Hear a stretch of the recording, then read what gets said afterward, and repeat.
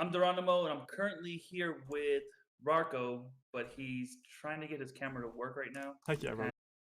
Today's stream is going to be about competitive mindset in esports and the difference between casual gaming and the competitive esports scene. Um, to reemphasize, BMG is more about what we're trying to build a community to get gamers and that are competitive and have a love for fitness and self-improvement all under one roof, and kind of have, for today's structure, we're going to be doing me and Brennan talking, or me and Rarko talking about this subject, and then do a little gameplay later on. We decided to play Apex. So yeah, today we're gonna be doing basically half the stream as a podcast format, just talking, and then the other half of the stream should be gameplay. Hopefully, continuing to talk in at least a semi consistent manner instead of. So my background's in Marine Corps leadership, and so I want to be able to teach that and bring it into the esports industry and kind of change it to where the people that I get to influence and touch, individuals like Rarko, give them more into an approach to competitive gaming that hasn't really been developed in players, unless you're already in a pro, which most gamers aren't. They kind of just play with casually with their friends, and I think the population, when they think of esports, they have that stereotype of like lazy gamers, right? And I know we kind of mentioned it on our first podcast, but we didn't really hit it.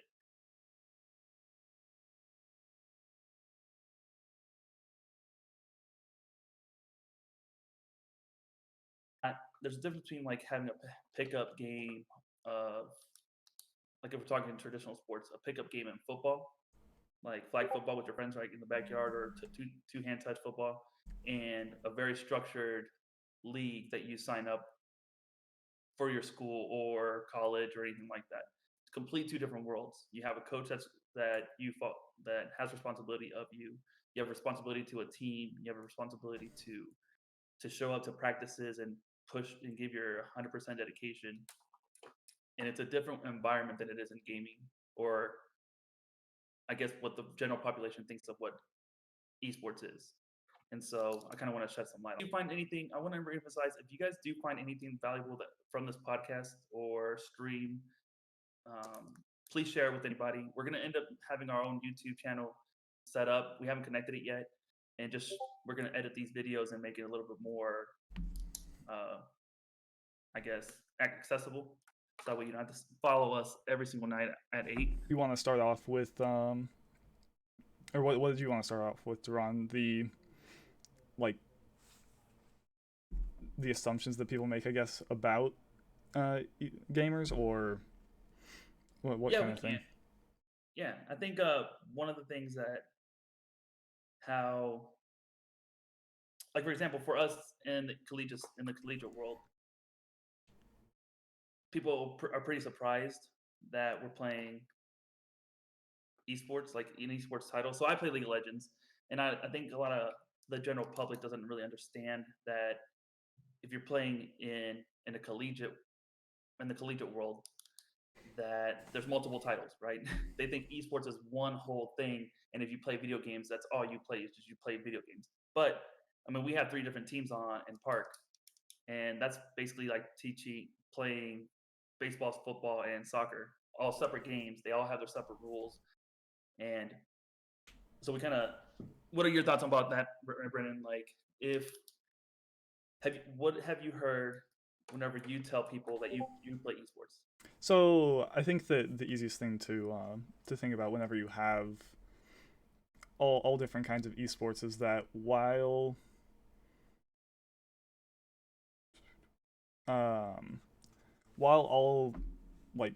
people normally put esports all under like one roof, while they'll put League of Legends and Call of Duty and Apex Legends all under the same name, even if you don't know what those games are, they're not similar, or at least Call of Duty and League of Legends aren't the same. While you can have skills that are kind of interchangeable, a player that's really good at one isn't automatically going to be really good at the other, and that's kind of the I guess that's kind of the thing that you have to get across whenever you're trying to explain to someone that esports are more than just like one thing or more than just one game is that often you have skill sets that are really good at one type of game but can't necessarily transfer into another genre super well. Like Reed, the person that we will ideally have come in for Apex, although he might not have it downloaded, um, is is really good at first-person shooters, and so he's on the Overwatch collegiate team for Park Union in a tournament. He's really good at that, but he's not nearly as good at League of Legends as I am, and Right. vice versa. I'm not as good at first-person shooters as he is. So it's I think while the like the overall umbrella of esports kind of encompasses all types of games, realistically it should be like narrowed down into genres and then from there further into like individual games. And I think that that's the biggest part, that while we're all collegiate esports athletes, Duron is not going to be able to go and take Reed's place on the team just because Reed didn't show up that day. It's while we're under the same name, it's realistically a whole bunch of different teams, a whole bunch of different games, and very difficult to actually like transfer the skills from one to another. Do you There's think? all. Oh, go ahead. To caveat off that, do you think? Okay, so that brings up a good point. So we're in the college world. Okay, well, Everything let's talk seems about fine. age. Do you think that plays a role in how? So right now we know that you really don't have to go to college to be a pro in the pro scene, right? Yeah. Do you think players right now are mature enough to understand what they represent in an organization and the responsibility that comes with that? So you mean in a collegiate level or a pro level or Well, I anywhere in mean, I between? guess so. Like, I guess what I'm trying to get at is if I'm gonna say kids that are younger, right? Mm-hmm. They have the opportunity from 13 and older to be a pro, but they don't have that sense of like team development, knowing how to play with the others in a more professional manner. And I think that's like kind of something that's hindering the esports industry right now. There's no like set structure to build up somebody to understand those. Like for example, for football, you have a pee wee leagues Mm-hmm. building all the way to like middle school, your middle school teams, to your college or to your high school, to your college, and then your pro, right? They have that structure already set in place. Um, and again, that comes with age and time and knowing your craft and refining it. Now, do you think that a players at a younger age, like 13, 14, like Buga, for example, he won the World Cup championship last year. It was solos. It wasn't in a team environment. Fortnite was kind of one on one. But when it comes to like League of Legends or Rocket League, Yeah. where it's a little bit more team focused, um, do you think that comes into play with age? So I think that honestly, the younger you are, the better it is. The same thing as football, right? Where like the younger you start playing, the more hopefully of a team player you'll be later, right? Because you're developing those skills as you continue going. So the earlier that you end up develop the skills to be on a 5-person team, I think the better it is. I think that it's a hello, I'm Cloudshot. But I think that the biggest thing with it is making sure that someone understands communication in that process. I think that as far as age goes, for a younger esports player or a younger game player, they're often less mature in that sense, but they're also very, I think, willing to at least give criticism. Receiving it, not so much, and I think that depends on the person. But when you put a structure in place so that they know exactly what's going on, I think that they can thrive. And the older you get, the more I think that you become a what we refer to as like solo queue players. And I do want to put this out there. If anyone ever has a question about terms that we use, especially when it comes to gaming stuff, do not hesitate to ask. It's things that Duran and I would not even consider being like a weird term, but Right. It's some of the like jargon that we use. yeah, but it But like chat, so I yeah. think chat might be able to help us out with that as well. Yeah, it's just like if we ever say something you don't necessarily understand or don't catch, don't hesitate to ask, because solo queue is something that no one, like, if you don't play games, you won't know what it is, and if you do, then you very obviously know. But it's whenever you queue into a team-based game alone. That's what solo queuing is. And the older you get before you play on a team is the more solo queue mindset you're gonna have. You're gonna have that I want to carry the game all by myself. I want to be able to win all by myself. And so I think the younger that you can get someone playing on an actual team, or if someone has played sports in the past, the better they do with that. Yeah, that's true. So I'm Cloud Shouts that asked us if we're affiliated with KC Game On. We're not. We do know Nick, one of the owners for it, and I think they hold most of their events at Park, but since the whole social distancing, they kind of canceled all their events. Those are pretty good events. Giving a shout out to Nick's program, it's pretty legit. As far as like, it won't be a KC Game On event per se, but Nick will be running our at least the esports side of our event at Hy-Vee Arena. Yeah, so we're gonna be running some leagues, hopefully coming up in the next couple of weeks. We'll open them up, and then over the summer, and then finishing off September 26th. Yes, sir. Sounds right. And so we'll finish those up, and there'll be tournaments held at the Hy-Vee Arena with Hoop It Up KC and up in the top portion, and then us in the bottom few courts. So hopefully that'll be ready to run as far as Corona and everything that's going on with it. I would hope in that amount of time it'll be all good. Yeah, I mean, let's just hope this whole thing clears over soon. Yeah. But I was looking. So yesterday I was doing some research, and I found the average age in a traditional sports for the NFL was 26 years old, right? And then it was on ESPN.com, and they did, for hockey it was 27, for baseball it's 29, for basketball it's 20.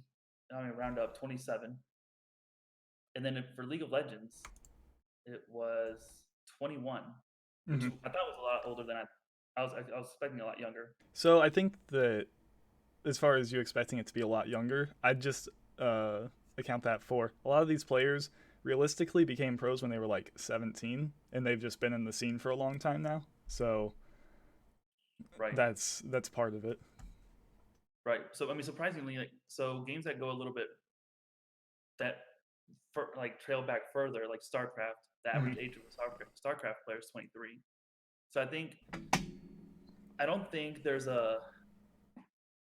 as time goes on and esports evolves, I think the age of players will change.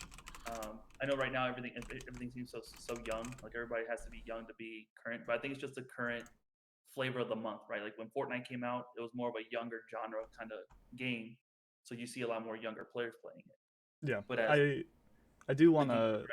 I think you're going to see older players sticking to that game and just playing it longer, right? Yeah, well, so you have I don't even want to try and pronounce the guy's name, but a StarCraft 2 player, it has here in the article you sent, had his first pro match at 13 years old, and StarCraft 2 came out in 2010, so 13 plus 10, 23. So I'd argue that pretty much all of the people that were really good at StarCraft have basically stayed with it to 10 years or have kind of joined in along the way. So if you started playing when you were 13, 10 years later you end up at 23, and then you're still at the professional level.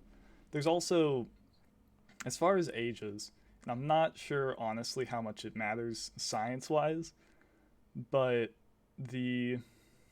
I hear a lot of people say, especially when it came to Counter-Strike, when I was following the pro scene and that, is that the older you get, the slower your reaction time is, right?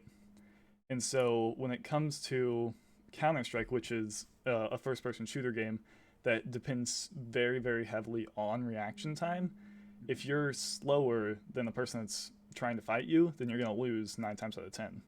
It doesn't matter how good your position is. If they know where you are and you know where they are, whoever's faster is going to win. And so when the average age is only 23 and a half basically on that game, if you're 30 and your reaction time is even like 10 milliseconds slower, that can be the difference, especially on LAN where there is no delay. So I think age matters in some ways a lot more in games like that because you have to be so fast. Whereas in football, while you do have to have good reaction time, I don't think you have to have insane reaction time. And you especially don't have to be able to react like within milliseconds of the person next to you. Right. So one of the other articles, I might have it on here actually. I got into football a lot now when I was researching the ages, and the average age of a pro football player's career, like the amount of time that they played, is only 3 years. And I was Thank like, you. Gotcha. But that's coming up with those numbers include pros and people also that are bench that aren't really starters, right? Yeah. And so an average player's like if you sign up and you play and you start playing at 23, you basically retire at 26 playing football. Uh-huh. Unless you're a starter and you stay longer, like your anomalies. But for the majority of players, that's what their range is. And I was like, huh. Really, it surprises me that a starter would stay longer, not counting like the quarterback, because I feel like they aren't necessarily babied. They still get tackled as well. But like when you have like a lineman or whatever who's like taking hits nonstop, I just assume that they would be out even if they're a starter pretty quickly because of injuries. Do you have any numbers on esports on how long players stick around in there? Like, I did find. I have. We got into viewership after that. Like, yeah. I got into like how many comparing, like who watches what compared to what. I had this statistic, or this infographic that showed in 2018. Yeah, I'm pretty sure there's like more current numbers, but from 2018, the NFL's like viewership for the year was 141 million, and underneath that was, and it sucks because they categorize esports as a whole instead of individual games. Yeah, right. But esports as a whole, it's 84 million, and then right underneath that is MLB at 79. And then it's projected by next year that esports will outview the NFL because it's growing so fast. Yeah. And I mean, for example, like not that this is here or there with it's gonna help, but because of the coronavirus, everything kind of stopped for the traditional sports world. Esports, you can still kind of keep going. I'm pretty sure that they're still doing the tournament for Warzone for Call of Duty. So yeah, as far as I'm aware, Twitch Rivals, right? I think so. Basically, anything that didn't require someone to be online or in person already is almost definitely still continuing.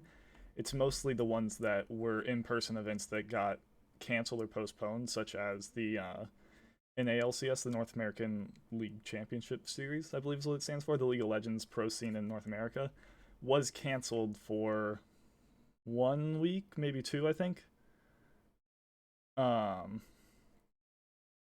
But they brought it back this last weekend with just streaming it kind of in a janky setup. Granted, still better than our stream, but in a little bit of a janky setup, trying to make sure that they could at least do some kind of pro matches. They weren't ideal, but they were something. Cape and Mass asks, as the age alters the audience, do you think the alternate esports games will be more popular that are not reaction dependent, Hearthstone or Hearts of Iron? So I get Duran, what esports things have you watched? Like as far as games, like just genre instead of like game specific, but like have you watched like competitive card games, or is it mostly like shooters and MOBAs, and I StarCraft guess too, because you got really into that, right? I guess when it comes to professional stuff, like I think the only things that I really watched was League of Legends, Fortnite, and I think I saw the Rocket League World Championships too. Hmm. But other than that, like I never really caught an interest in Hearthstone or Hearts of Iron. And that's the thing. Like, I think esports is so huge, which kind of sucks whenever people say like esports. Like they throw esports a lot, and everybody and their mother's trying to get into esports right now. But Yeah. I don't think they understand what esports really is, because it's multiple sports in my view. Like it's not just one. It's one big genre. But if you say Fortnite, that's just one esport title. Well, to be fair, it is esports, so it's not like people call it footballs or True, basketballs. true. But people don't realize a lot of the time. I think that esports is so wide. As far as your question, I think that really it's all about audience, and that's kind of why I was trying to ask Duran. Is so back when I played Hearthstone, I was really into the pro scene of Hearthstone, but I didn't care about Magic. That game is too complicated for my tiny brain.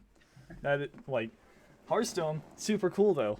I love Grim Patron meta, and I think that those games, it really depends on drawing in those players, and I think it's on the developers and publishers then for getting the player base or making it an interesting game to watch. Like Right. Hearts of Iron, I've never seen competitive gameplay of it. Heck, I've never played it or really seen gameplay because those strategy games are not, I wouldn't say too advanced for me, but they're too slow a lot of the time. I guess you can compare it to like chess, right? Yeah, like Like I don't competitive chess, like is it really? I caught myself watching a YouTube video on it. That's about it. is But I'm never gonna go out of my way to go watch yeah, competitive chess. but a chess player is going to be really engaged by watching a game Right. like that. Right. Trying to study the moves, trying to Yeah. study the strategy. Um, but I think when it comes to more games that require reaction, it's the equivalent of like watching football. Things that you can't do yourself. That's why you watch it. Yeah. Um, and most And people, you can learn the strategy and implement the strategy. mhm, And there's a higher skill level, or there's a higher thought process when it comes to that, but there's no skill required to that. mhm. Um, And I you just think have to really study the craft and understand if I do A and B, the C is going to happen or D yeah, can happen. But when you play League of Legends, when everything's like time, you have to every something can change really quick on the nick of the dime. Or if you're playing COD, or that's when reaction comes into play. That and when you see gameplay, like for the Fortnite World Cup. I mean, I don't play Fortnite. I don't, but it's fun watching it because just seeing how they react and how they can see what's going on and the positioning that they put themselves into to overcome something or overcome things that you probably would have never thought of. yeah. That's exciting. That's what brings the excitement. Everything. And I think so one of the funnest games is go Rocket ahead. League. Yeah. Rocket League's the funnest game to watch. Um, I don't know why. I mean, it's just soccer with cars. I hate watching real soccer, but Rocket League, I can get behind and be like, "Oh my god, did he just do some kind of spin?" It's just crazy. And so I think that excitement that the developers put into the game is what brings the following. Like if it's really like you were saying, if it's on the developers to make it the game suit exciting and put a twist for the audience to follow. Yeah. I think that looking, or I guess so for your original question, as aging alters, do you think it'll change the games that are popular? I think that it depends on the developers making sure that their game stays relevant, so good players keep playing. Because you don't want to see a bunch of 90-year-old men go out and play football unless you're kind of messed up, right? Like you don't want to watch them go out and play football and then break their back because they can't tackle someone because they're hunched over, right? You Right. want to be able to see the people that are in their prime, like Duran said. And so if they can keep getting those new players that are in their prime that are 20 years old, that are 23 years old, that are right around the average demographic, then I think that's great. But if they can't ever attract someone new, so in 20 years, are people still going to be playing StarCraft 2? Probably some people, but is it going to be competitive? It depends on if Blizzard ever updated it. But they kind of stopped support for that to push Overwatch. And then in 20 years, will Overwatch still be popular, or will it be Overwatch 15, or is it going to only be Call of Duty, or is it going to be some completely new game? I think that the games will constantly be changing. And it's up to the devs to make sure that they can try and make it a mainstay, kind of like Call of Duty does, where they just release something every year, or FIFA does, or any of the sports games do, where they release it every year to stay relevant. But as far as like genres, I think that once you become a fan of a genre, as long as you're still playing the games or as long as you're still interested in the pro scene, then the demographics of who's watching don't necessarily change. I guess that's my opinion on it. No, I agree with you. I think as time moves on too, competition always brings like a new set of audience, Yeah. right? Like a certain audience. Like I said, like players that like playing chess, they'll naturally go watch chess being played. Um, and I can see the same thing with Hearthstone. I mean, Hearthstone I still see on Twitch people playing Hearthstone, Yeah. and still I they still mean, have a following, yeah, right? well, Hearthstone has implemented the same strategy that Magic did, where you don't hear much about Magic all the time, but people that play are really into it. Um, but so they have a rotating card system where previously it was just they had expansion packs basically that they released. Now the expansion packs that they released back when I played are no longer relevant in the competitive meta because they phase them out. They don't allow you to play those anymore. So Grim Patron meta, like I was talking about, isn't actually a thing anymore because you can't. So by releasing new cards and making sure that people don't play the old OP things, they constantly keep it fresh without having to re-release a game necessarily. So Hearthstone is always up there because there's always a new thing, but not because it's a new game itself, I guess. So Gotcha. that's kind of what I mean by it's on the developers to make sure that they're actually updating and keeping their games relevant to the people. If they never touched it again, then it would end up dying off, right? Right. Okay. Uh, Keep Mass, did that answer the question? Oh yeah, did that 15-minute explanation cover it? Hopefully we didn't get too off, but I think we stayed pretty well. Yeah. Um, did you? So I know that in the first stream we kind of covered like what level of play we were, and then I made the only joke that's hit so far about you were saying about your skill, and I said yeah, you're pretty much the worst. A little bit. Okay. No, there's not hints of okay boomer because I swear I don't say it. And Duran is nearly a boomer. He's not, but nearly. I'm You're millennial, right? I'm a 30? millennial. Yeah. Yes. No, I don't think that I think that basically the audience will stay with a genre, but it's more on will older people that like basically if you're bad at a shooter because of your reaction time, does that mean you're gonna stop playing shooters? I don't really think so. I think that you'll still keep playing them unless you just get super angry that you keep dying, because you enjoy what's going on in that game. But if you start dying in that and you decide instead maybe I'll try out Hearthstone, then you might transfer over. But I guess my real answer is that if you are a fan of a genre, that's probably what you're going to watch. And I don't think that someone getting older necessarily changes what genre they like to watch. Um, but so Yeah. I was going to ask you, Duran, if you wanted to kind of go between like the levels of competition within esports to kind of explain what we were doing like a Yeah. year ago, I guess, versus what we're doing now or a few months ago before all this stuff went down. Like Yeah. when we were So casual gamers before, now we're collegiate, or at least one of us is collegiate and one of us is phasing out of collegiate. right.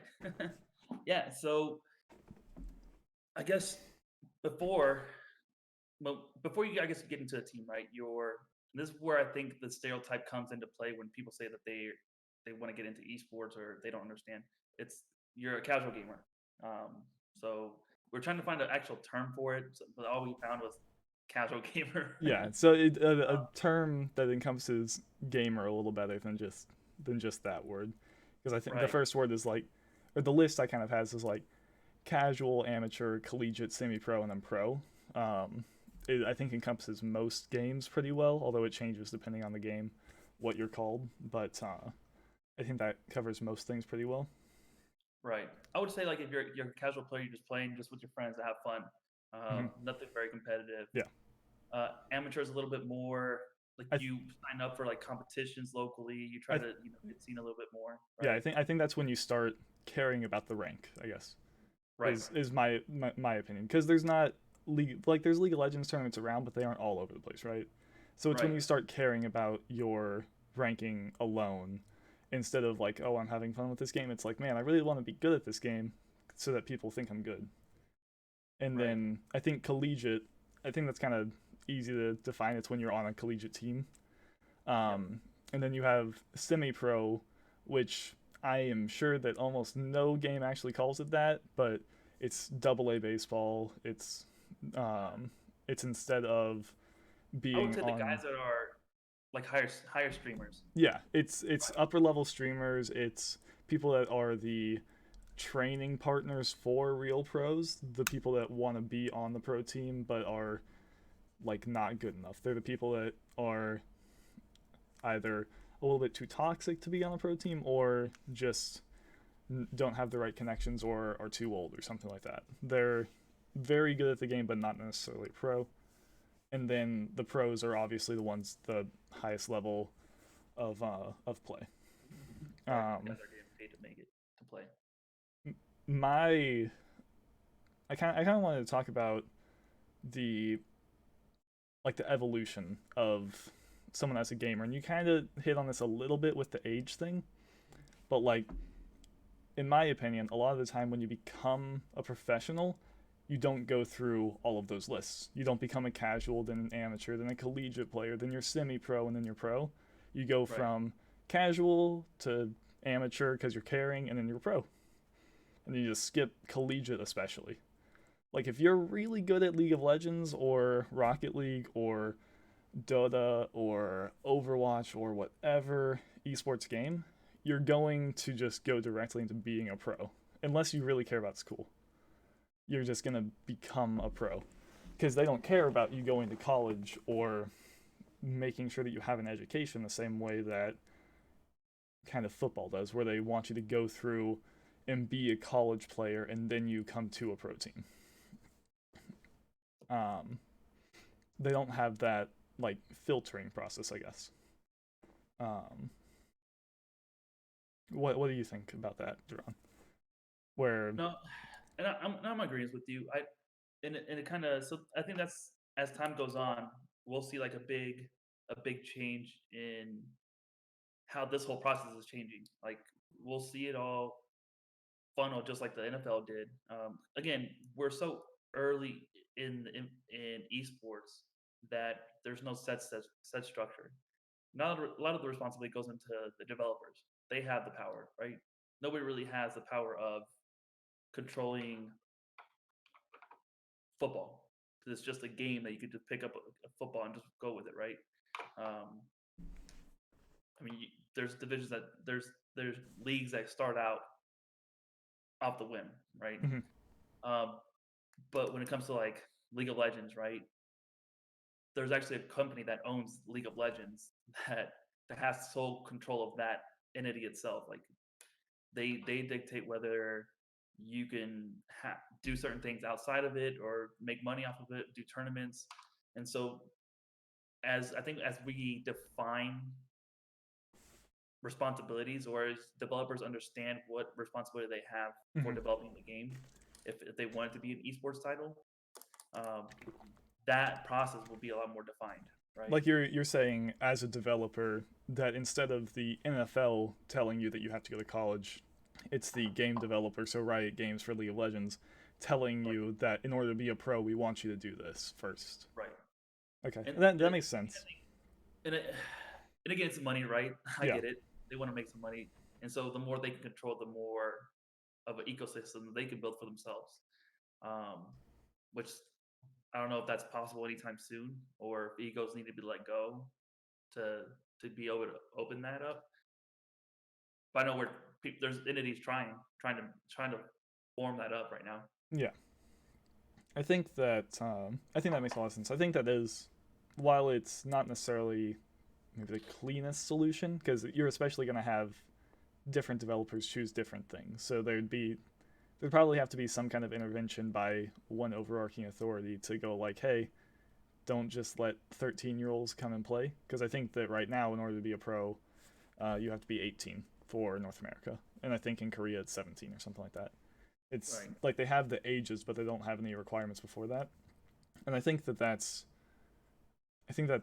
good, and I think that it makes a lot of sense to have it kind of put on the developer to make them make those decisions instead of having it be either whatever league that just takes over the game or whatever big corporation does it. You have it put onto the game developers themselves. Um, what do you think about like the opportunity that a I know I'm not good enough to be a pro, but let's pretend that I was. If I was good enough to be a pro, but I really wanted to go and get my degree, like what do you think as far as an opportunity that like changes for people? Because it's not like Team Liquid is out here offering scholarships for you to go to college for and then come to their team. They want you on their team now, and if not, then it's too late. Or Right. especially if we're looking at the ages, the average age for League of Legends is 21. You're gonna be done with college after you've already surpassed that average age. You're gonna be past your prime necessarily. Right. Um, what what do you think about that? Do you think it's a situation where professionals kind of just have to suck it up and then go to school after, or No, I think so. And again, I think as time goes on, so I'm part of the esports the Kansas City Esports Advisory Board, which we're basically trying to dictate, like we're trying to figure out how the future of esports is here in Kansas City. And one of the things that I want to pitch to them is, since NACE is part of the board as well, which is the National Association for Collegiate Esports, I want to pitch them the idea, if we want to have a team here in Kansas City, all the players have to come from a NACE school, so we can start that process, right? And I think as we start, it just takes one person. It just takes one team to take ownership of doing that, and I think everybody will start following. It's a model that you have to just start. Um, I mean, I couldn't imagine. Let's say when the NFL first started 100 years ago.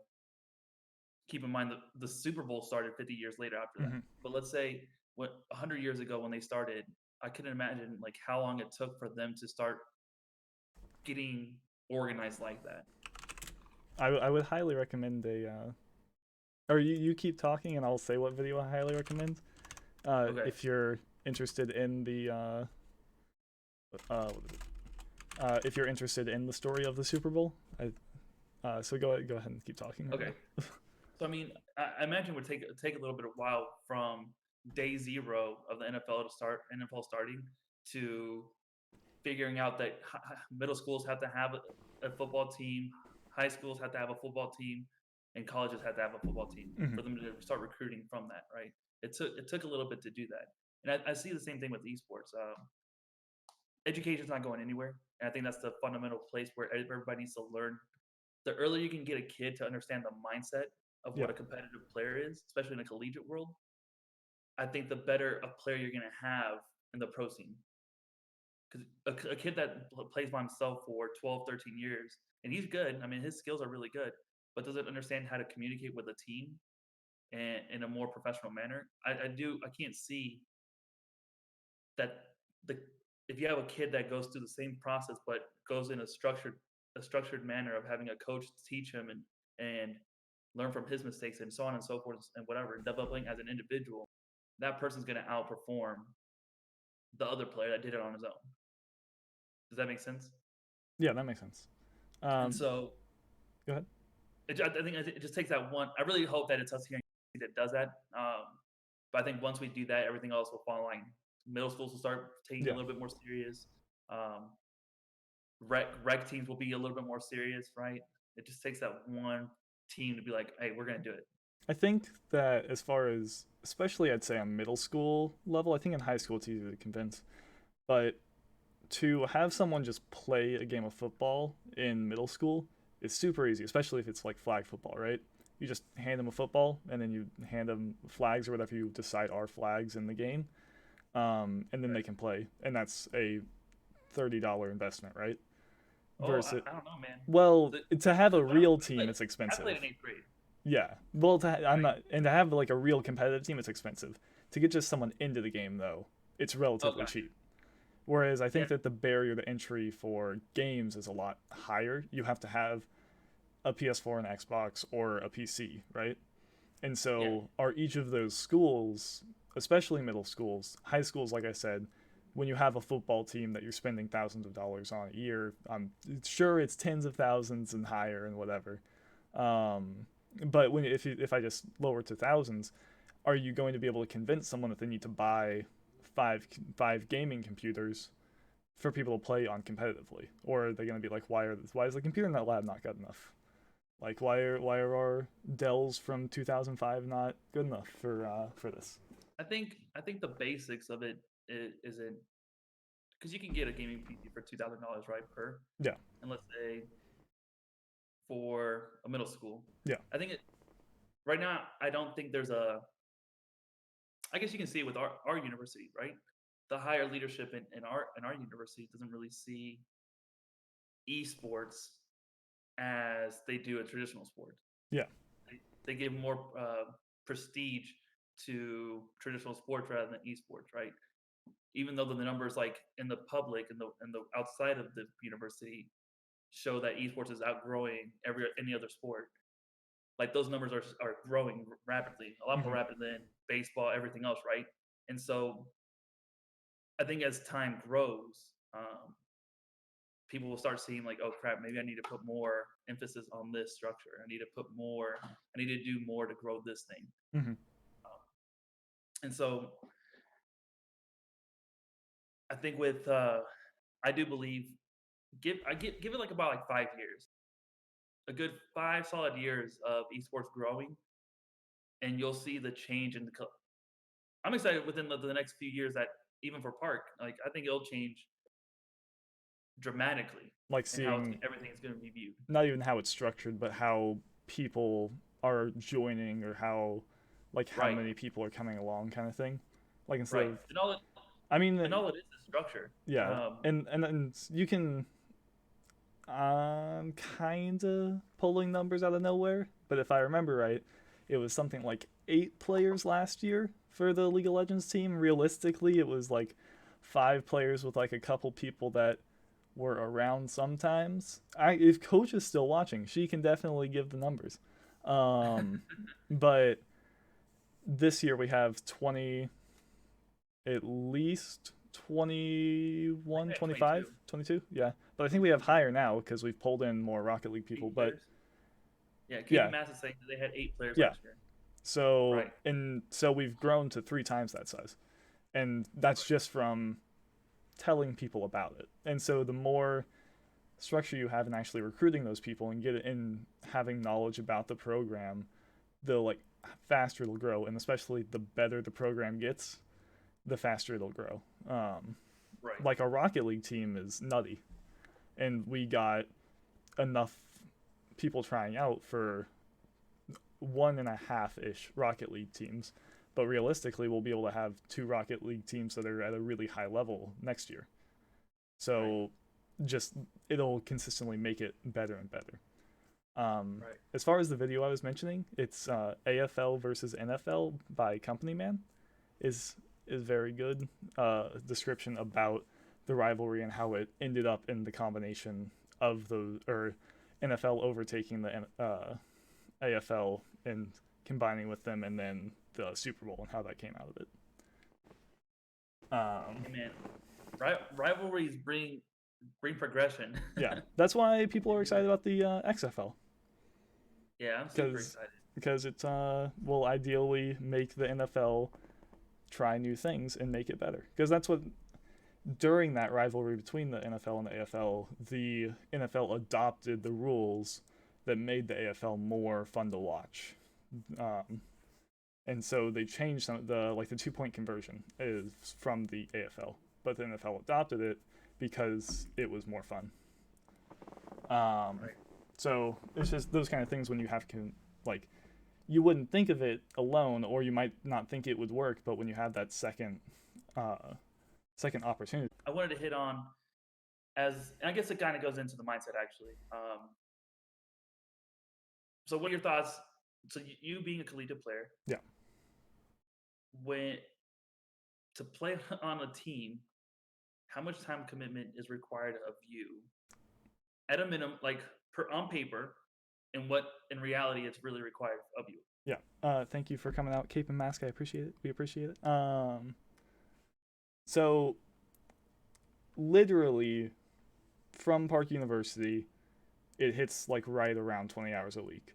In my opinion, if you want to be a competitive player in the whole esports ecosystem, you should really treat it like a full-time job, where we have 3 hours 5 times a week practicing, so that's 15 hours. Then you have roughly 3 hours of game time on the weekends, and so that's 18 hours right there, and not counting the 3 hours of gym time that you're supposed to get a weekend and any study hall hours that you're supposed to get. I don't think that 18 hours is enough to keep you. It might be enough to keep you stagnant at how good you are, but it's not enough to make you better. And I think that none of us are at the point where we can't get better, I guess. And so while you're spending that 15 hours a week during practice trying to better yourself on a team, I think that you should also be spending another 10 to 15 hours outside of that trying to better yourself individually and make yourself individually better. Because I don't think that, like I said, when you are really good at the game, you just go straight to a pro. So no one in collegiate, in my opinion, is good enough to say that they don't need to practice or that they don't need to improve individually. Because if you were that good, you'd be a pro. Right. So you should be spending that time outside as well, trying to improve the skills that you either can't or don't need to improve in a team setting. I don't need to, in a team setting, sit there and learn new things about the game. It's my job to know exactly what I'm doing while I'm playing with the team so I can perfect how I'm playing with them. But when I'm at home, I should be practicing new things, making sure that I can do those things as well as possible.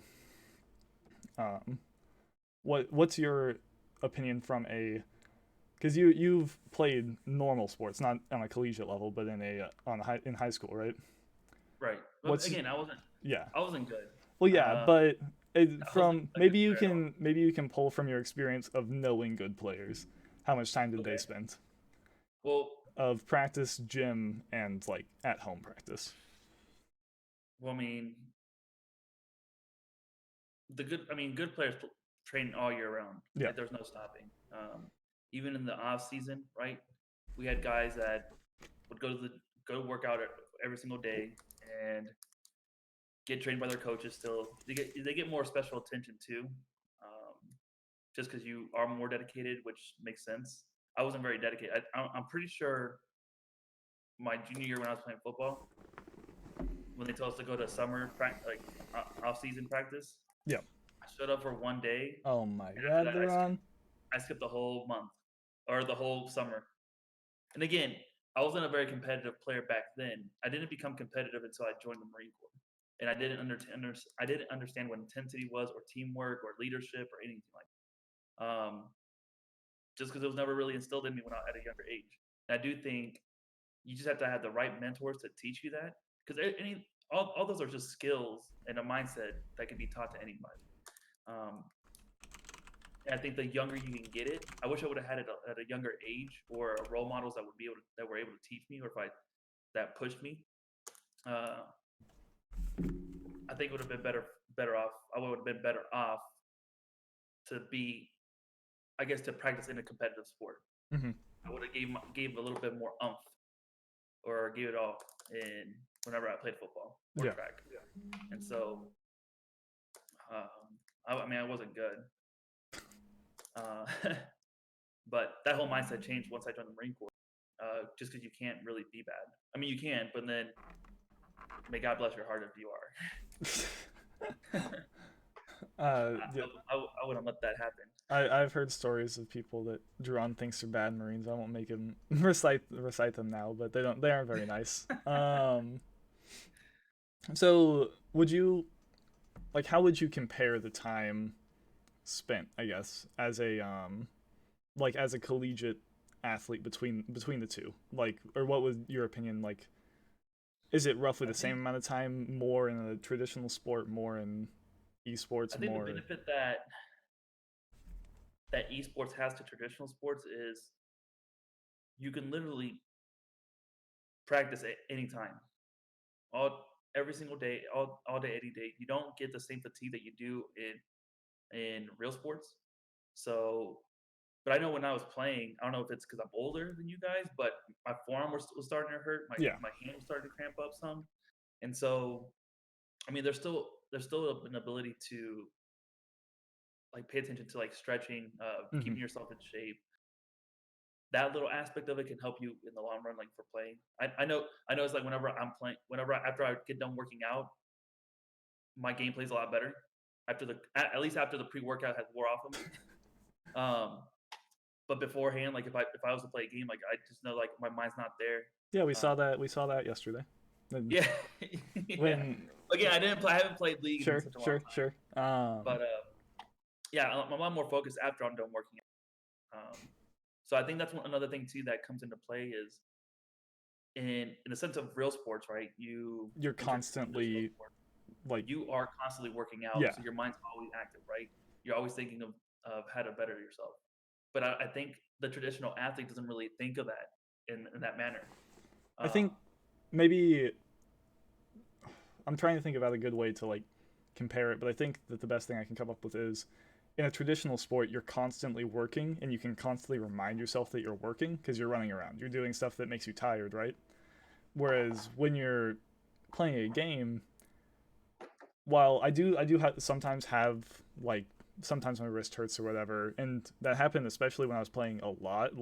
I was at practicing during those hours with a poor chair position, which is probably why it hurt.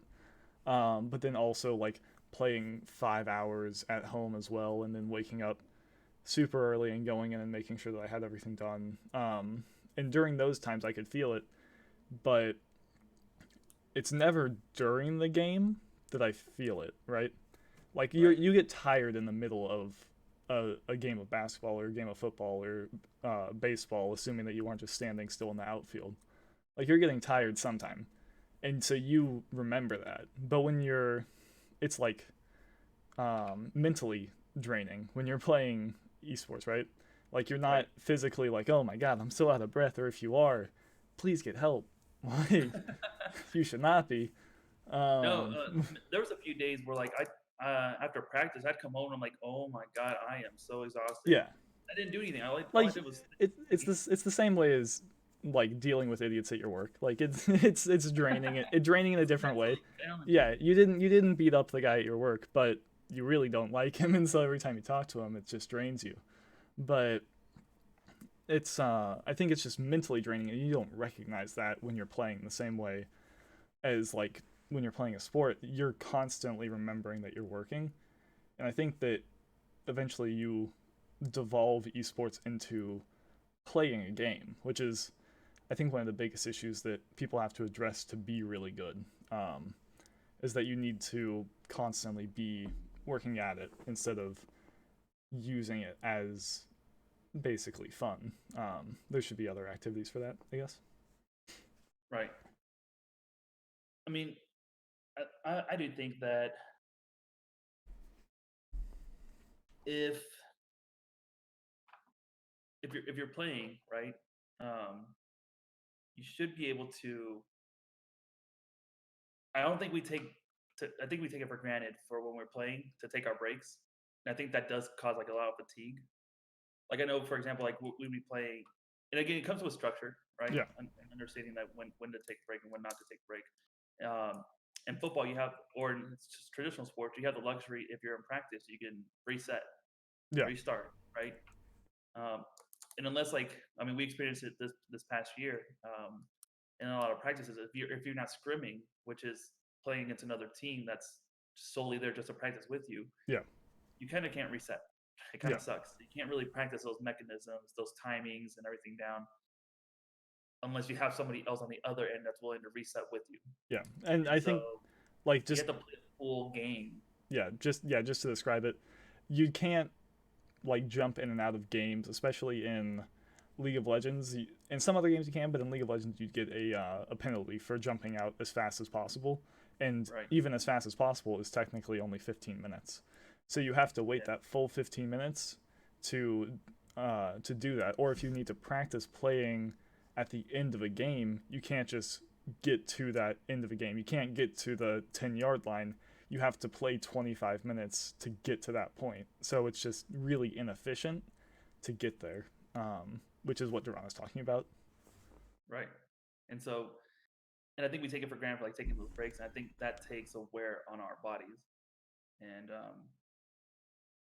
but I think that's why being competitive players, realizing those things, I think, I believe if you work out, it extends your ability to do that, to keep going on those times that are really tough.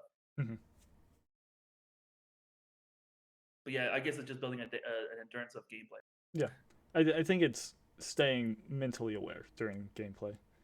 Yeah. Like, instead of zoning out, or I don't want to say reaching a flow state because I think that kind of implies that you're playing really well and zoned out.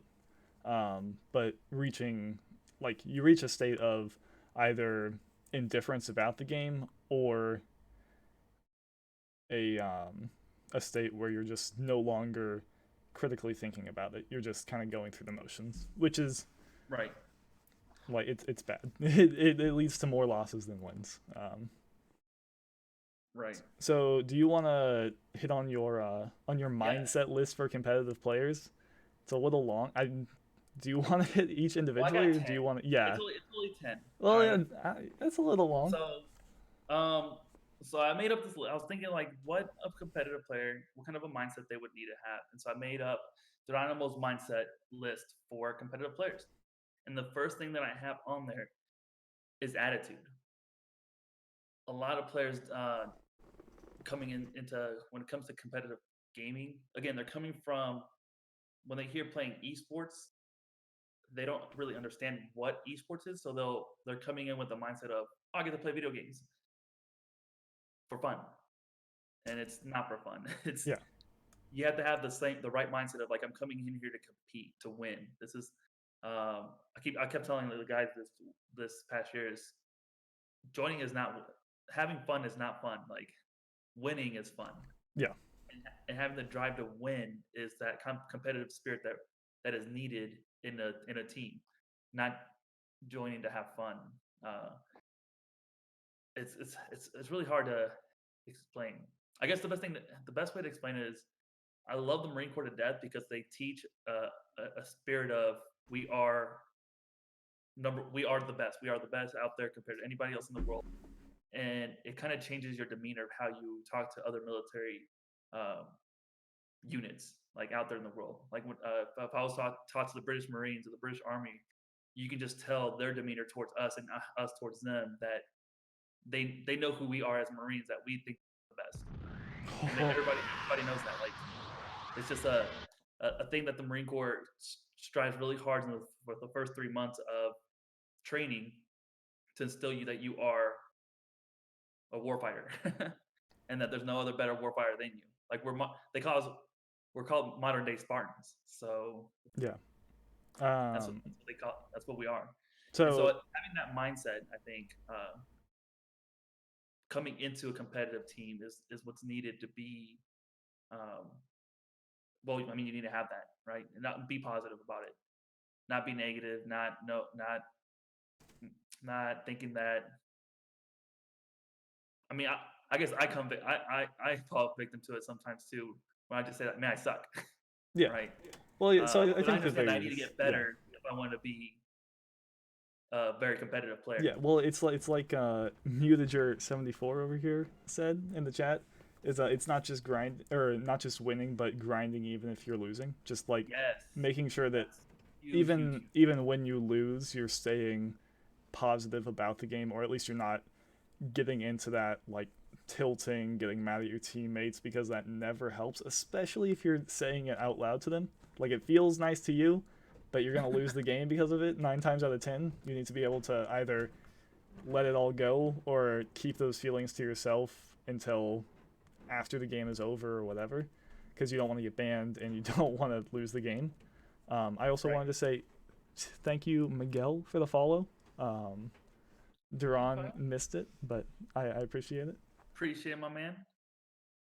All right, so rolling to number 2. All right, understand what dedication and commitment is. Like I think we covered it a little bit earlier. The time commitment that it takes to be on a team is a lot more than what is said on paper. So on paper, Coach Jones says that we have to be at the park, contribute 20 hours a week. Realistically, if you want to be competitive, like Rarko was saying, you have to do a lot more than that. You have to put in the time outside of those 20 hours to be competitive. And I think if you think otherwise, then you don't have that competitive drive.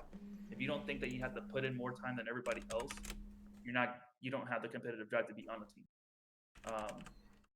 So that's number 2 on that bad boy. Number 3, know your strengths and weaknesses. And when I mean strengths and weaknesses, I guess this will go on. This kind of pivot on to the next one as well. So knowing your strengths and weaknesses is a thing of it's pretty self-explanatory, but I don't think people understand their weaknesses most of the times. There's so many times this whole year that I've heard. I mean, League, for example. I don't know how. I'm pretty sure Overwatch is the same way. When someone asks, "Hey, what are you good at? What position are you good at? Or who's your best champions?" And I've heard so many times everybody say, I'm "Oh, I'm good good at at all. everything. I'm good at all, I'm good man. at all." I'm Dude, like, what do you mean? that's Of not. course I know how to play. I know all. Oh my god, makes me Yeah, want to kill myself. like that's not what I mean. I'm saying who are your best ones? Like you can't. There's no possible way that you can be that good at one esport title and be where you're at. Like it's not possible. Oh, nice. Okay, that's pretty cool. Trying to get it. Yes, the foul alert is a little intense. It's supposed to be. Duran didn't hear it, so it's not even that great. It's supposed to be Goku's power up yell, since we both we both enjoy the Dragon Ball. Yes. It also doesn't time super well, but I think I set it up in like 10 minutes. No, that's pretty cool. I like it. So,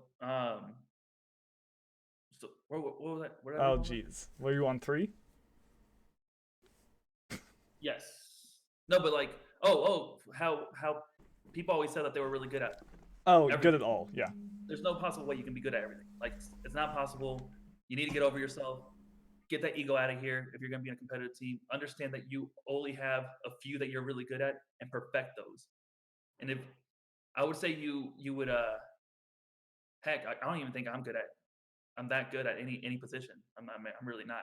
But even when I talked to Rarko, and he's probably one of our higher caliber players on the team, he always tells me, "Nah, man, I'm garbage. I can get way better at every single champion." And he says he knows how to play a certain champion, but he's not good at any of them except for maybe one. And so that to me is that competitive drive. Even now, I don't trust the one. Exactly. But understanding that weakness is what drives your wanting to get better, and which will build onto the strength. Uh, let's go on to number 4. Always seek self improvement. All right, which kind of caveats off the second one, but I do think knowing how to improve yourself is critical to the development of yourself in a competitive world, and understanding where to go find that help. I think a lot of times we just get on YouTube and watch a few videos and then think we're pros, right? But then when you go watch because I want to. I'm assuming that every single title has a way that you can actually see gameplay of pros, right? Yeah. I know for League you can go on op.gg, or is it op.gg, and watch their gameplay. Like if you can find their gamer tag. So yeah, there's a lot of resources for it, but op.gg is Yeah. one of them. You can watch the game as they're playing it. Right.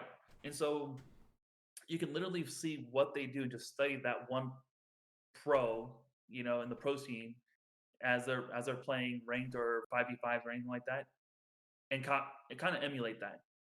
And then a lot of pros, I guess, they stream, so they tell you what they do and their thought process between all that. But it takes a lot of research to just understand one champion, not one position, just one champion. Yeah. And you have to play that thing over and over and over and over and over and over and over and over again to get really good at it. I think when it comes to competitive play, you also have to keep in mind of your team. And I know I think Overwatch is kind of the same in this aspect, but for League, you have a certain meta of champions that are good in the current state of the game where it's at now. Vice, you can't just pick crappier players, right? Or champions. You have to play what's current and what can help your team. So you have to understand that this isn't a solo queue and that this is a team-oriented game. And in order to get better, you have to play with your teammates and see how you can better help them and how you can improve as a whole as a team. Yeah. But I think there's a few things that you can do as a individual to get better in your individual gameplay, which will eventually help your team as a whole, right? I know me and Brandon, we've been trying to figure something out to come up with at least this League side of Park to help individual gameplay that will help the overall team. I honestly do think it's strategy. It's strategizing how to get better. Mm-hmm. Brandon, you got anything to add on that one? No, I don't think so. I think you covered it pretty well. Also, Coach, I can send you the list, or we can send you the list. I just put it on the screen because what you said was a good point to show people what the points actually are instead of just saying them out loud. So right. I can send you the list. All right. All right. We're going down to number 5. Surrounding yourself with like-minded people. I don't know if you guys ever heard this saying before, or this phrase. You are the average of the 5 people you hang out with the most. So, if you hang out with, if you play, I'm gonna throw League out there, right? If you're playing League, and the only 5 players that you play with are lower tier players, you're naturally gonna get lower. It's inevitable. Like if you're a higher player and you play with 4 players that are bad, you're just naturally going to get worse.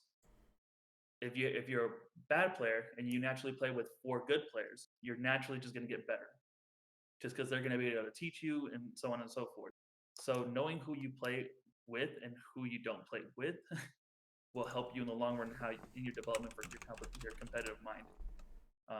I honestly do think I think higher caliber players also have a better mind when it comes to tilting and flaming.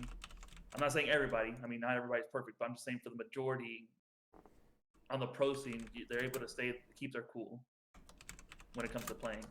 And so that's a big. I don't know, Brendan. How did you really impressed me when it came to not tilting? You want to tell the chat about how you developed that mindset? Yeah, I used to tilt a lot, so I stopped. No, it comes from a really tough mental place. I think I used to play a lot of Counter-Strike. That was my first I'd say really competitive game that I played. And so when I was playing that game, yeah, just don't. That is correct.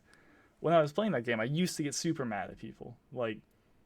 Sometimes it wasn't outward, sometimes it was. They had voice comms in the game instead of text chat. Yeah, Brittany is exactly correct. Just don't. But so I would basically tell people they were bad, and that's not good to do. Like I said, it makes your game's less likely to win unless they're the kind of person that like after you tell them they're bad, they're like, no, I'm not mad. I'm going to show you that I'm good. Which that's not normally the person. Normally they get mad and they run it down mid. But what I then started doing was instead of blaming teammates, because that's a really bad way to improve, because you won't. Like, you don't notice what mistakes you're doing when you blame everyone else. Is instead you blame yourself for literally everything, which is mentally terrible. It's actually, it like makes you feel bad about yourself, especially in a game that you think you're good at. Like, you just mentally kill yourself with that, which is, I would highly not recommend doing it. But if you can find a nice way to do this, it's ideal.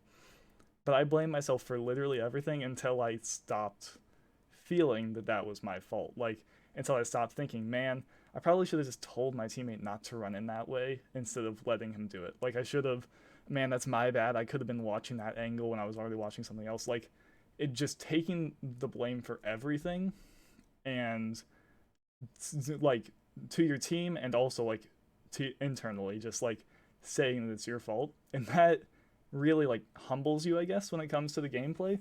It doesn't make you not tilt. It tilts you harder, but it teaches you how to accept the correct blame, I guess, which is what teaches you not to tilt in the future.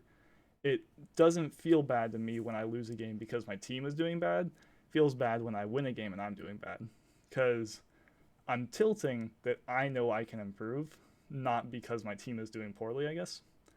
And that's like what comes from blaming yourself for most of the things, is that you learn what you can effectively blame yourself for. Like, it's not my fault realistically that guy ran into 4 people and killed himself, because I probably couldn't have stopped him anyways. You can try, but people will run in and kill themselves nonstop. You can attempt to, and attempting to is all you need to do. But if you blame yourself constantly, eventually you learn what isn't your fault, I guess. In the same way, if you blame other people constantly, you'll always think it's not your fault. And so you have to find some happy medium where you blame yourself for the correct things. And that's how I find tilting is easily avoidable. Like, you just don't. Did you have anybody that you, like, how did you come up with that mindset? Did you watch something? Did you I think that it was with certain people that made you not think like that anymore? Like, I don't think it was necessarily that I came up with the idea of blaming yourself solely, because I would only recommend it by eventually you will not tilt as much. But like, if you are already kind of in like a bad mental health spot, I would highly recommend not doing it.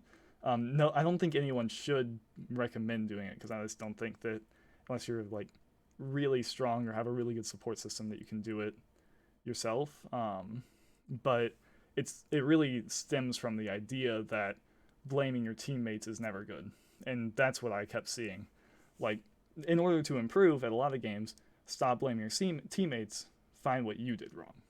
That's kind of the main basis on a lot of it. Is that you just shouldn't be blaming other people for what is your mistake. Gotcha. And Blood. I don't think I've ever seen him really tilt. Watching him play. Like, I don't. Well, I would like. Stuff, man. Yeah. There is. Good on you for not tilting like that, like everybody else does. I mean, I'm pretty sure I've heard him say like, yeah. "Oh man, I need to get better." There's always minor tilt.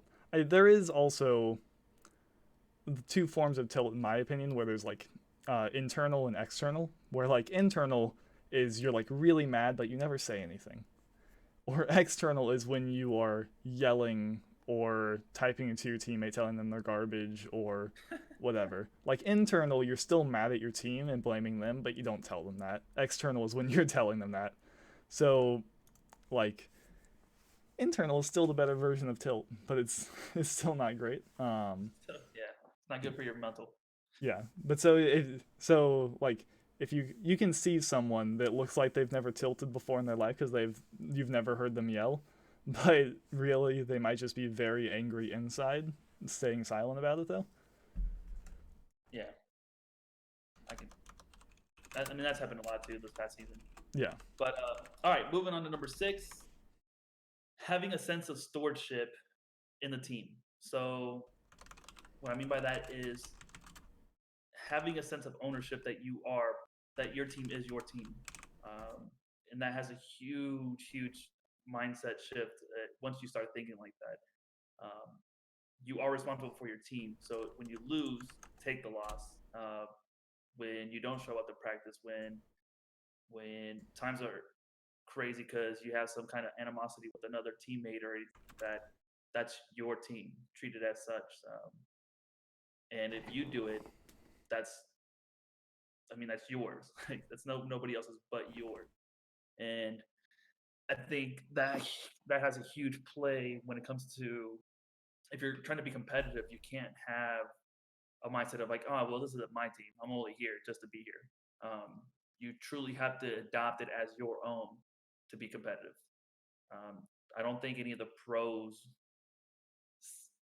like if they're on Team Liquid, for example, nobody says that that's not their team. I guarantee you they're super proud that they're part of that team, and they'll probably die for that team or your teammates. And that's what you kind of want to build that. You want to build that with your teammates,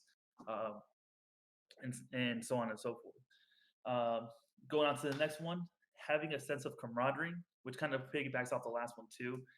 There's a difference between like having your teammates, right, and then having like a little, like a brotherhood next to that. So it's weird.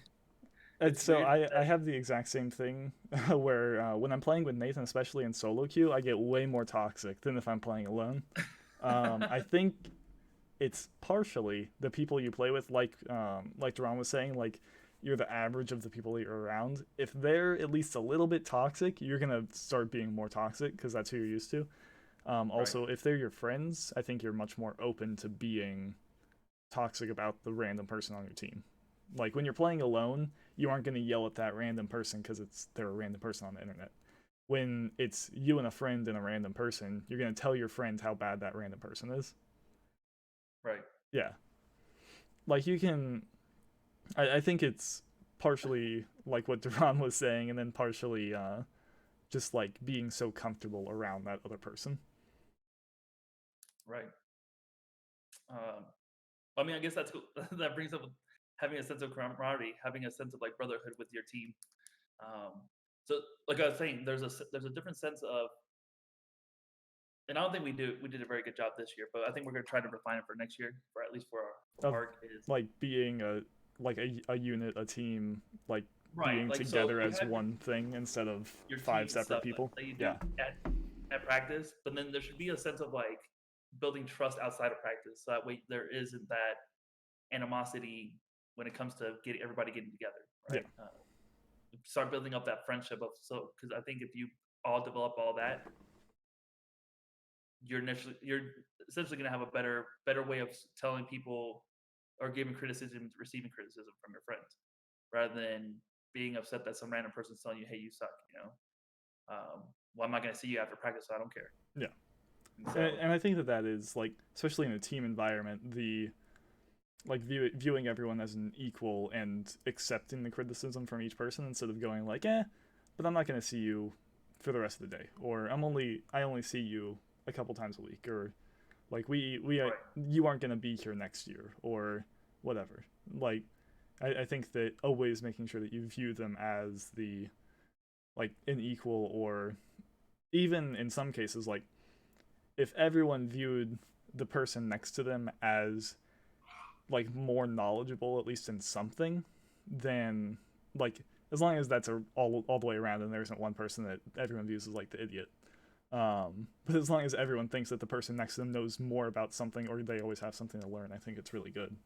I think it's just comes from a place of, especially like in my experience, of no, I'm this rank, so of course I know how to do that. And they don't recognize that either there's always something to learn about that, or they don't know how to do that, they just think they do. right, yeah. All right, going on to number 8. Keep yourself accountable to produce for the team. Okay, so this meeting, doing whatever you need to do to and the things that you're supposed to do, what are you doing, I had to pick something up. bro? All right. Fell off late. Well, doing things to better the team. If you know you have a game, let's say Saturday, right, or practice, whatever, and you end up getting drunk the night before, where you know it's going to affect you, you're going to have a hangover. Not Yep. saying that we do that, but Pre you guys that gaming can before the drink, game. Yeah. right, or staying out late, um, doing those things that will prevent you from performing at your optimal. You probably shouldn't be on the team if you don't have that sense of um, like there has to be some kind of accountability within yourself to help the team out. Yeah, if you have the sense that it's on the team to improve on as a whole instead of it's on you to improve the team kind of thing. Right. And so find those little things, showing up on time, showing up 15 minutes, taking responsibility, being the leader, doing things like that, coming up with ways on how to improve the team. All those little things will help make the team better. And so those are the things you have to do, right? Uh, up on time, I think, is very important. Yeah, I agree. Yourself accountable and everybody else accountable. I think you did a little test run this year of how that worked. I would not say that I did a test run. I'd say that I woke up at exactly the time that I needed to be at practice, and I rushed as fast as I could to get there. And Duran likes to say that was me doing a test run of how people would react. I think that it was not on purpose. But yeah, it's the idea that when I show up 15 minutes late, is anyone gonna say something? And even though I knew that I messed up, and obviously when you show up late for something, especially that you care about, and then you're like, man, that sucks. I didn't mean to do that. I'm sorry. I think, especially in the team environment, in a collegiate environment, I think if I showed up 15 minutes late for basketball practice in college, I'd be running suicides for 15 minutes, right? And so instead, there should be accountability of yourself, but also from the rest of the team for you to be accountable to be on time. Right. And I think I think within time, like everything will change too. So there will be. But moving on to number 9, keeping your emotions on check. Okay, so I think I learned this from the Marine Corps.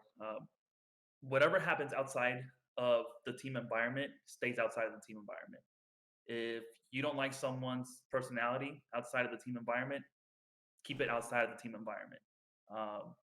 If you're very emotional and can't handle a team structure, you probably shouldn't be in a team. And you need to recognize that within yourself, which goes back to knowing your strengths and weaknesses. Because I think bringing that energy into a team and hoping that the team will somehow fix it for you is not. I think it's selfish. Really.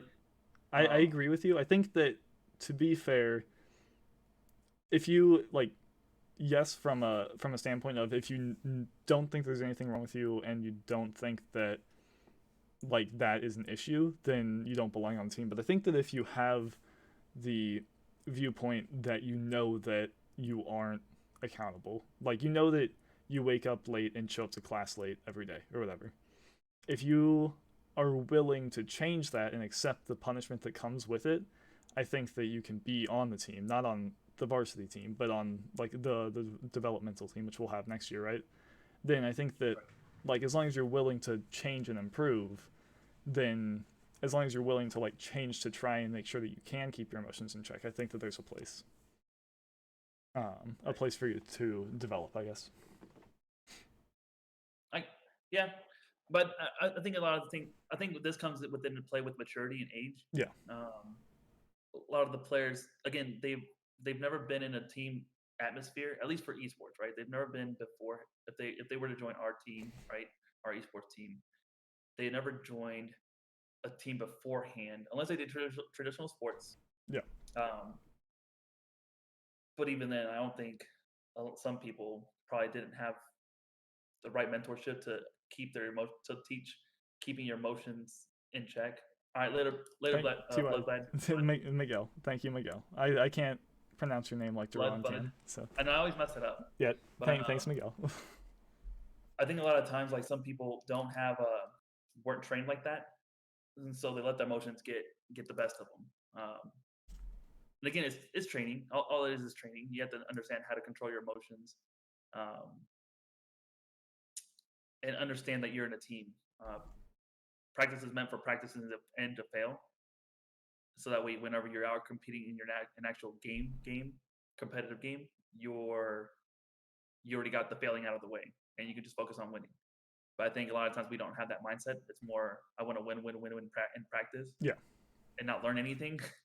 And so I think that hinders progression, right? Well, I think that, and this gets away from it a little bit, but a lot of the time in practice, so when you queue as 5 people in a team-based game, you should be expected to win every time. The same way that if a real basketball team, even if it's the Y League basketball team, goes in and plays against 5 random people, they should hopefully win every time.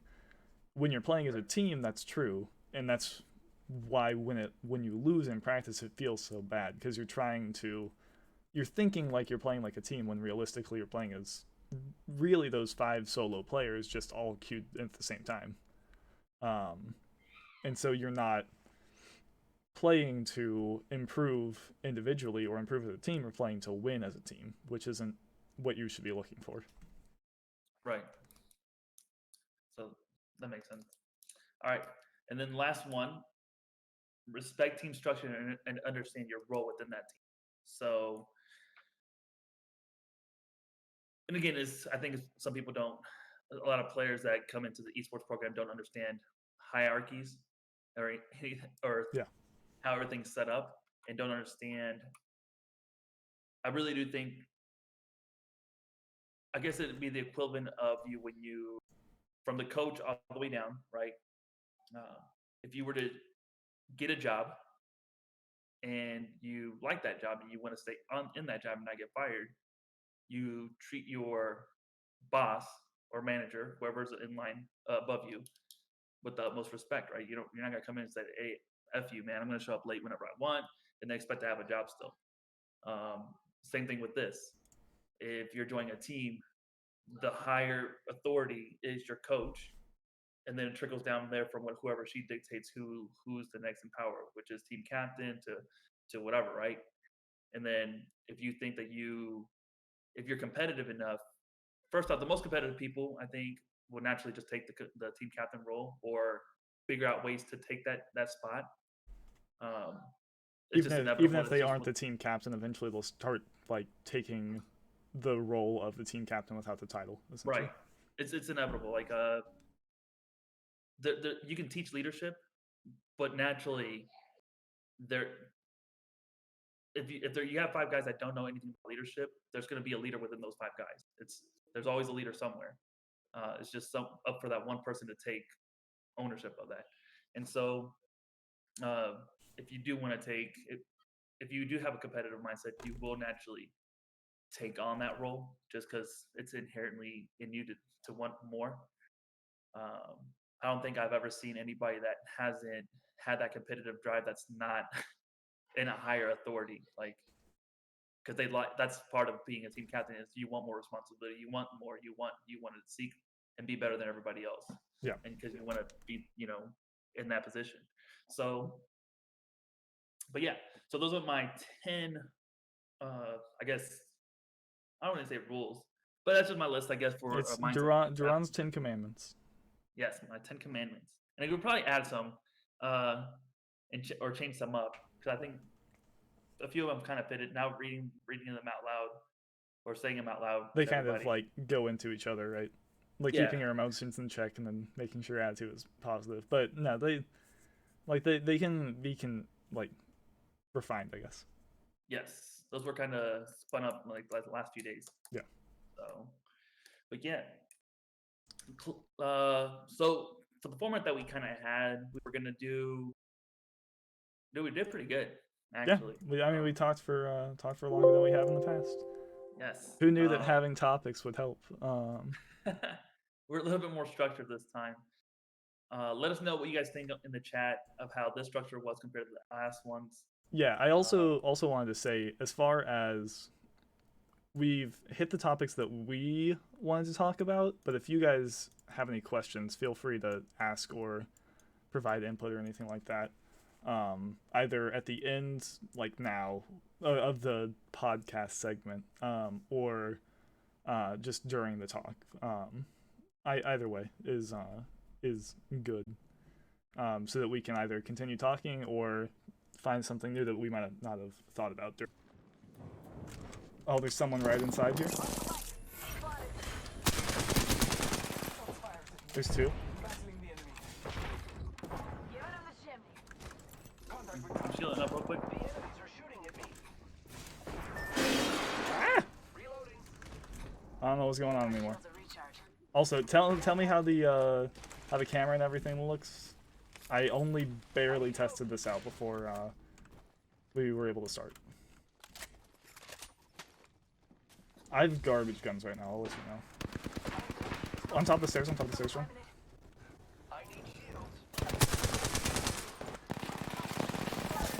Oh, fine. Oh, okay. Goodbye.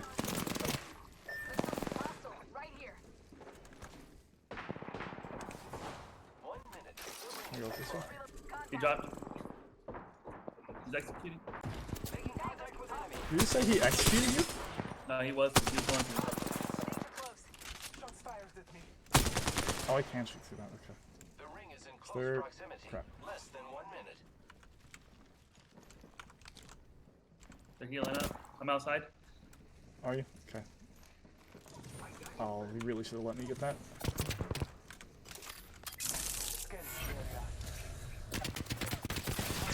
Oh, okay. I gotta try and run somewhere to, Oh my, don't do that. What is this? It's a dragon! Oh, there's another person. I think there's another squad coming behind us. Fuck. Can I get over this? Yes. Okay, so they know exactly where I am. One purple armor behind. Kind of a rough spot. Heads up, dropping the pain. Giving my shields a recharge. Recharging my shields. Taking a med kit. 1 They have second. a gold. Repairing. Give my shield a recharge. Where are you at, Ken? Oh, no, I can't use this. Where's circle? We're in it. Okay. I am taking fire. One behind. Where? There. Yeah, I'm going around. Not all of us are in the ring. Attention. Supply ship. I'm trying to get closer. Oh, jeez. Oh, they are much better than I am. Oh, there's two, at least.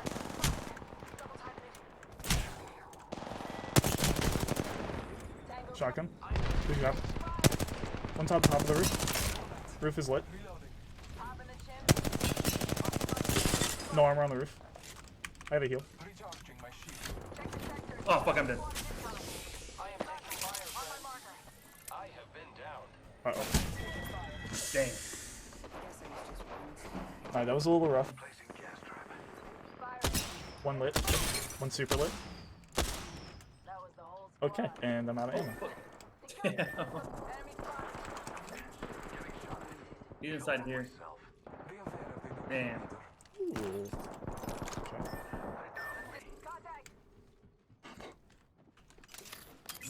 Marking our surroundings. Down by hostile and Scotty. That's our teammate. I'm fucking trolling. Language. Thanks for having my back. I will assist you. Oh, jeez. Oh. Reloading. I got it. Okay. Another squad. They are attacking. I bathe in the blue. I don't see anyone. Taking a knee. There's two in here.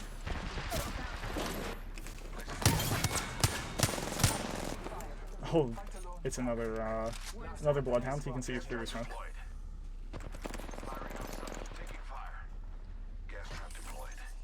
I need sniper ammo. I need to do this. Okay.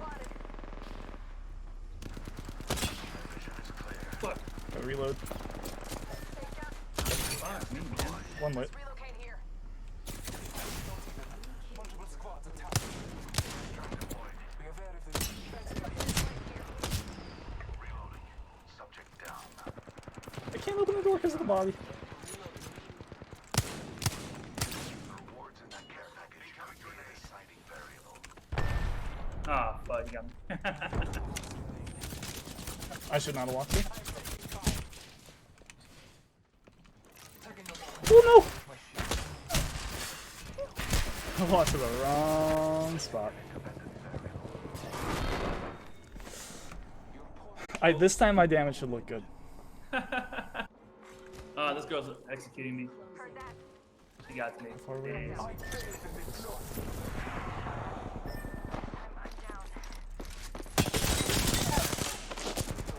down. Dang. Aiming. What is it? Oh my god.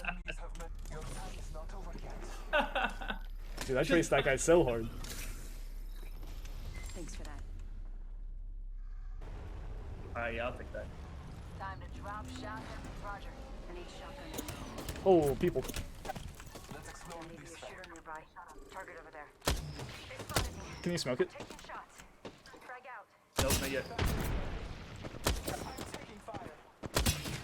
2 are lit. One's no shield. Super lit. Reloading. I downed an enemy. Reloading.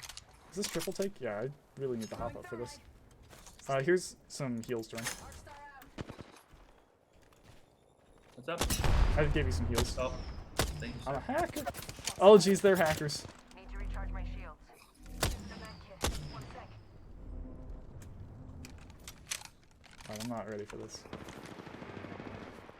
We gotta move. I mean, Do we have to move? Marking our surroundings. I'm going around the other way. 1 lit. Super lit. Oh, it should not jump shot. That does not work as well as I thought it did. Oh, fuck, nope. They're all trying to flank us. Right here. From the Arkstar. I think it's time for me to walk up.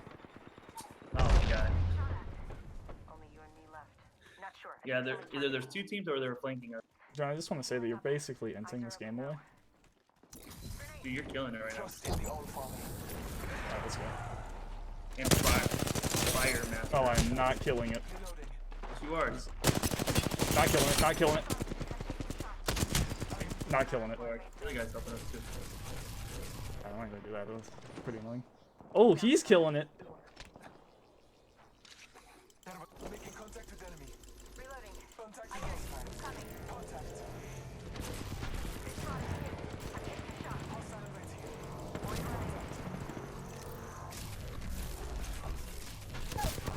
Oh, he's clean. Enemy down.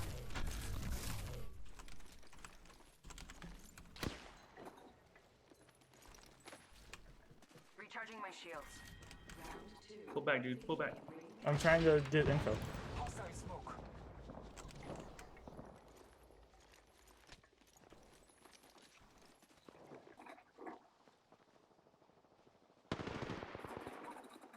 Enemy down. Getting shot at. Oh my god, they're actually just murdering him.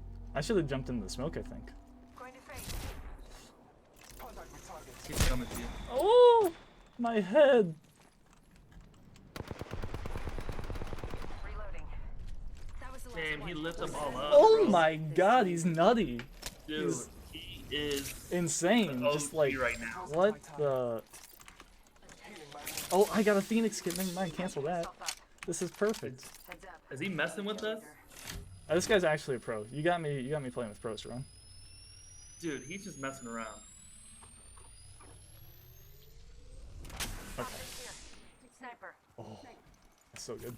Oh, dang, dude. Yeah, he's straight chilling. Somewhere. hostile spotted. I can take this shot, but I shouldn't. But I did. Oh, but I did. Alright, now that you are definitely gonna know exactly where I am. Evade. Shotgun ammo here. There's some stuff in. Hemlock here. Helmet here. Level 1. Oh no. I scared them off of their spots. Now I don't know where they are. I just need armor. There's armor up. Oh jeez, Jerome. They know exactly where you are. Oh no, they know exactly where you are.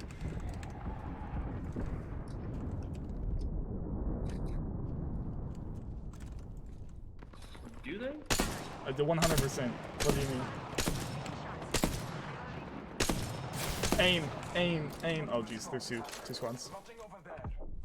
Enemy over there. Okay, we're in the middle of all 3 squads if we can try and survive. I've been downed. Taking a moment to recharge my shields. Up in the chimney. Fuck. The battle belongs to only us now.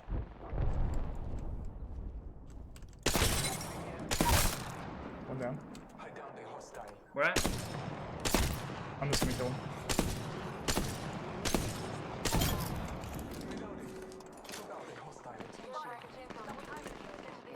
I downed a solo, I think. Or it wasn't a solo, but I downed someone that was basically alone. Reloading. I'm not in a good spot. I don't think I'm in the ring. Man, oh man, do I wish I was. Hey, got our squad mate's banner. 2 other squads remain. I'm shooting a guy that's down. Oh no, getting shot again. Where at? Not bad. From over there. Well, not over there, I lied. I'm healing and then jumping down.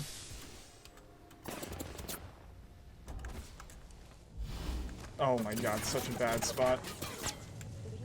Let's relocate here.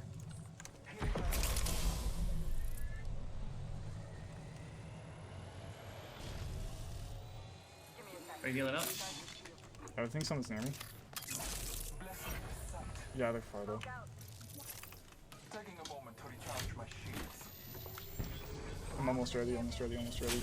I am brutal. Alright, let's go.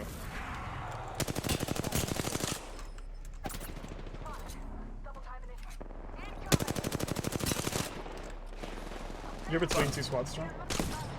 Oh, I lied. It's 1 squad running at you. He's hitting me.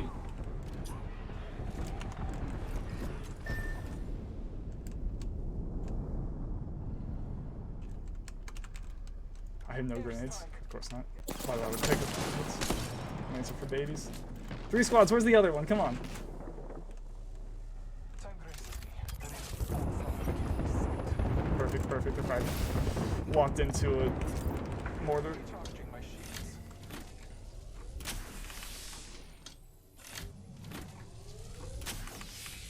Ring is not far from me. Time benefits. They're up top over Taking a there. moment to Over recharge here? my Yeah. shields. Yep.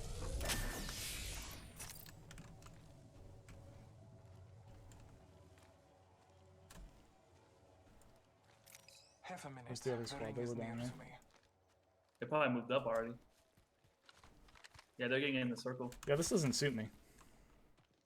But you're gonna. No, they did not get in the circle. They're right down there.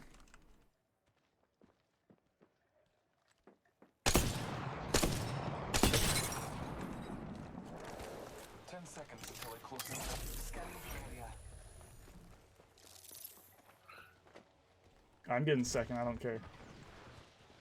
Oh, he's running away from you. He's going around the other way. No, he's Can't- running. oh, he can. I didn't think he could. That's bad. That's bad. Oh, That's no. very bad. What is 3? 3 for feet? Oh Jesus Christ! You got it. You're right behind him. I gotta take this way. You are right behind him. Oh, good. They're fighting. No, you're good. You're good. You're good. Oh no. Let them fight. Let them fight. Okay, knows where I am. Yeah, you're gonna have to push up. One squad remains. Ammo, ammo, ammo. Oh, only me and them. I gotta push this guy back. Oh, I didn't think it was still there. Oh, Oopsie, oopsie, oopsie. Oh well. Did was- you get second? I think you got second though. Yeah. There's a team over here somewhere. You say that. Oh. There's a team Let's expose up there. Target over there. I'm gonna pretend like I didn't. Oh, okay. Oh, that's a different team. There's one there too. Good. We're inside. All right, so I've seen 2 separate teams. I don't know if one of them saw me or not. Patching Do you have any okay, I have some shield cells, but I'm probably gonna need some more. They're Do you coming up have- on you. There. Okay. They're far. I see one. Need to recharge my shields. Oh, I see. Out of my drone. I'm good to go. I'm going to bait them into this portal. They spotted me. I'm taking shots. Oh, I walked into another team. Getting shot at. How unfortunate. Portal placed. Oh, Healing up. Hit portal oh for no, me. no, no, no, no. I'm down. I'm about to get jumped on. Dude, I thought I was Bangalore, so I tried to pop my smoke. Aiming. my What is it? Oh my god, that was bad.